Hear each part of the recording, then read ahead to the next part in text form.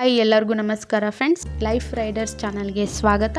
ಇವತ್ತಿನ ವಿಡಿಯೋದಲ್ಲಿ ತಾಮ್ರದ ಉಪಯೋಗ ಮತ್ತು ತಾಮ್ರದ ಪಾತ್ರೆಗಳನ್ನು ಸ್ವಚ್ಛಗೊಳಿಸುವುದು ಹೇಗೆ ಅಂತ ಒಂದು ಟಿಪ್ ಹೇಳಿದ್ದೀನಿ ಕೊನೆಯಲ್ಲಿ.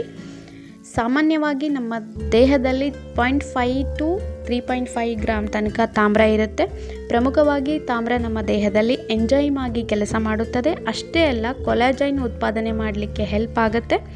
ತಾಮ್ರದ ಪಾತ್ರೆಯಲ್ಲಿ ನೀರನ್ನು ಕುಡಿಯುವುದರಿಂದ ತುಂಬಾ ಬೆನಿಫಿಟ್ ಇದೆ. ತಾಮ್ರದ ಪಾತ್ರೆಯಲ್ಲಿ ಮಿನಿಮಮ್ 8 ಗಂಟೆ ನೀರನ್ನು ಶೇಖರಣೆ ಮಾಡಿರಬೇಕು. ಅಂದರೆ ರಾತ್ರಿ ಶೇಖರಣೆ ಮಾಡಿ ಬೆಳಗ್ಗೆ ಆ ನೀರನ್ನು ಕುಡಿಯೋದ್ರಿಂದ ತುಂಬಾ ಉಪಯೋಗ ಇದೆ. ಫಸ್ಟ್ ಆಗೋ ಯೂಸ್ ಏನಂದರೆ, ನಮ್ಮ ದೇಹದಲ್ಲಿರೋ ಕೊಲೆಸ್ಟ್ರಾಲನ್ನು ಕರಗಿಸುತ್ತೆ.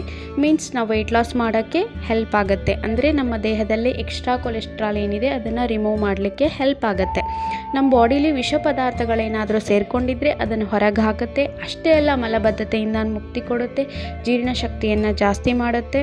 ಥೈರಾಯ್ಡ್ ಪ್ರಾಬ್ಲಮ್ ಇದ್ದರೆ ಆದಷ್ಟು ಥೈರಾಯ್ಡನ್ನು ಕಂಟ್ರೋಲಲ್ಲಿ ಇಡೋಕ್ಕೆ ಹೆಲ್ಪ್ ಮಾಡುತ್ತೆ.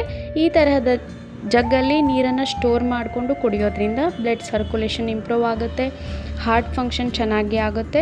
ಅಷ್ಟೇ ಅಲ್ಲ, ಸ್ಕಿನ್ ಗ್ಲೋ ಆಗುತ್ತೆ, ಬೋನ್ ಸ್ಟ್ರಾಂಗ್ ಆಗುತ್ತೆ. ಇಷ್ಟೆಲ್ಲ ಹೆಲ್ಪ್ ಇರೋ ನಮ್ಮ ತಾಮ್ರದ ಪಾತ್ರೆಗಳನ್ನು ಹೇಗೆ ನಾವು ಕ್ಲೀನಾಗಿ ಇಟ್ಕೋಬೇಕು, ಸೊ ಅದಕ್ಕೆ ಒಂದಷ್ಟು ಟಿಪ್ ಇದೆ, ನೋಡ್ಕೊಂಡು ಬರೋಣ ಬನ್ನಿ ಫ್ರೆಂಡ್ಸ್.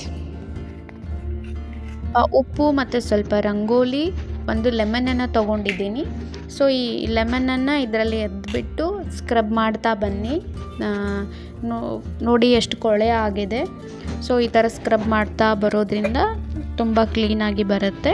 ಸೊ ಇದು ಮನೆಯಲ್ಲೇ ಸಿಗುವಂತಹ ವಸ್ತುಗಳಿಂದ ಮಾಡ್ಕೋಬೋದು. ಸೊ ಈ ಟಿಪ್ಪನ್ನು ಫಾಲೋ ಮಾಡಿ, ನಿಮಗೆ ತುಂಬಾ ಹೆಲ್ಪ್ ಆಗುತ್ತೆ. ಯಾರಾದರೂ ಮಾಡಿದ್ದೀರಾ ಕಮೆಂಟ್ಸ್ ಮಾಡಿ ಹೇಳಿ. Thank you.